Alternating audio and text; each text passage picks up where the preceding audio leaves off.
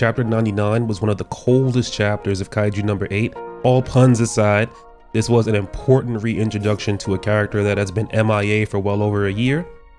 But before we get into that, we've got some other developments beginning to happen in the story. First off, we can see how Kafka is getting right to it and literally defacing all of these white Daikaiju in the surrounding areas. One odd choice I want to point out is that he's not going for the big bulbous protrusion on their chest cavity that resembles a core. You'd think he'd be attacking that part of their bodies, but nope. Kafka's like, nah, I'm gonna do my own thing. I think it's absolutely crazy how these kaiju end up completely ignoring Kaiju number 8 and immediately start attacking the environment, only for us to realize that they are making an attempt on the various shelters underground. The deviousness of this plan is, wow. Kaiju 9 knows his pets can't defeat number 8, and he isn't even going to waste time having them try. But you know the one thing they can do? They can go after and finish off everyone else, and by extension, buy 9 enough time to fully absorb Mina.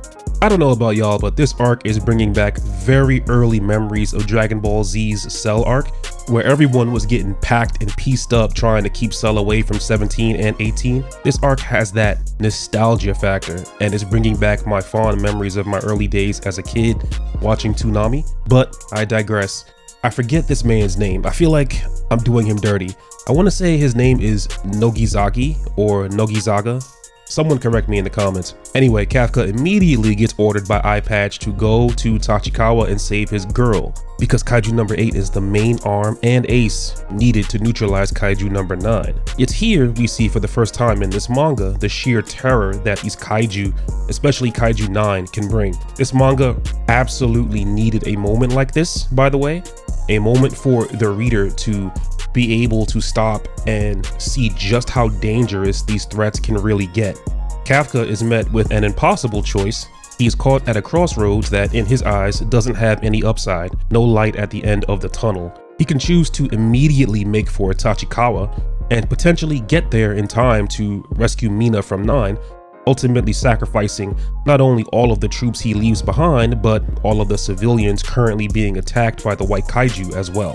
Or he can stay and support the troops on site and defend the shelters from the Daikaiju, costing him his one and only chance to rescue Mina before she's killed by Kaiju number 9. Now, personally, I feel like his choice was obvious. Even if Kafka did stay, he doesn't have any type of AoE, aka area of effect, attack to deal with all of these kaiju at once. He is just one man with one body, and he's not even able to stop the troops from getting killed, and he wouldn't even be able to stop all of the shelters from being destroyed either. Kaiju 9 is a genius and made this battle a sheer numbers game, and Kafka cannot do it all. People are going to be lost no matter what his choice, and you can see that sudden realization all over his face. Kurusu even notes that the broadcasting that 9 is doing is an attempt to lower the morale of the defense force and civilians. If they all witness their golden girl get eaten alive, that's it, the defense force is officially clapped.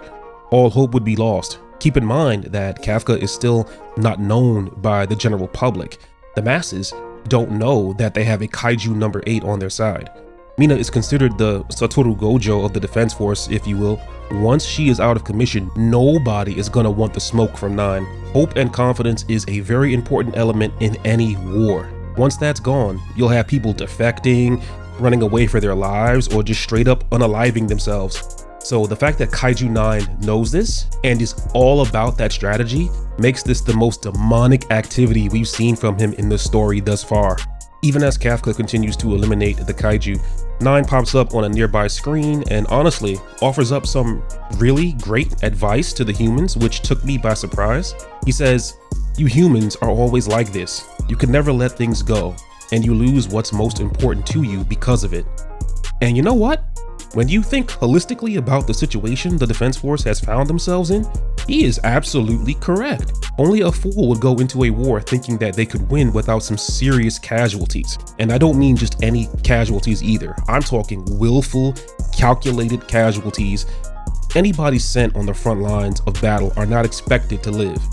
They are in most cases guaranteed to die, and that is a price that each soldier must be willing to pay.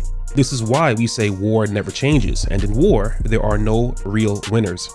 Going back to Kaiju number 9, I do wonder if his advice to humanity is a sign of the last vestiges of Isao's psyche bleeding through to bring everyone, particularly Kafka, to his senses.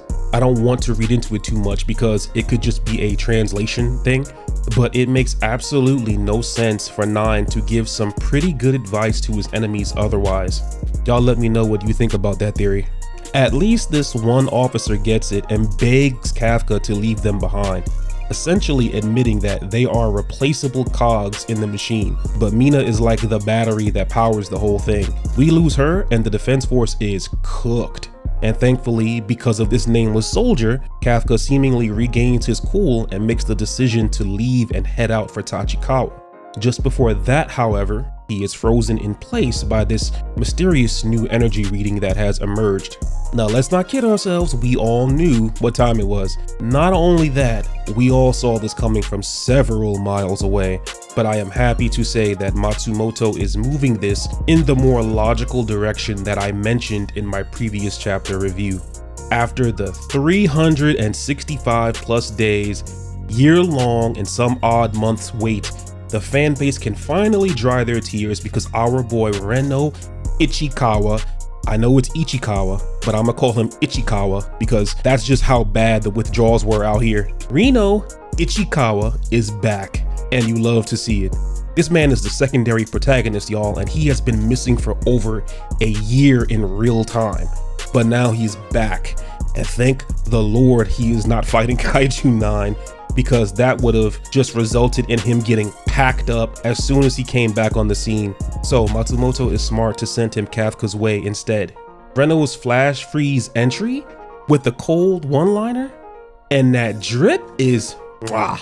Actually, I don't even know what that is floating behind his back. I've seen some people say that it looks like some type of funnel for his ice powers. Maybe it lets him control the output so that it's more, precise and less explosive. I don't know, but this chapter was absolutely legit, and I cannot wait to see Reno get down in chapter 100. That better be what comes next. Do not let me down, Matsumoto, please. We just got Reno back now. Let him flex again.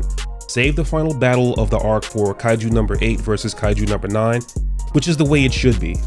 Also, fun fact, but this chapter clocked in during the time of the winter solstice. The timing is just too unreal. I love how Matsumoto somehow planned that out, and I actually wonder if that detail was one of the little quirks that came from the month-long delay. Anyway, that wraps up all of my thoughts on this chapter. Let me know what you guys think in the comments, and if you like this kind of content, then click the thumbs up and consider subscribing. Also, hit the bell to stay notified when I drop more content such as this. Alright, I'll catch you guys on the next video. God bless. Peace.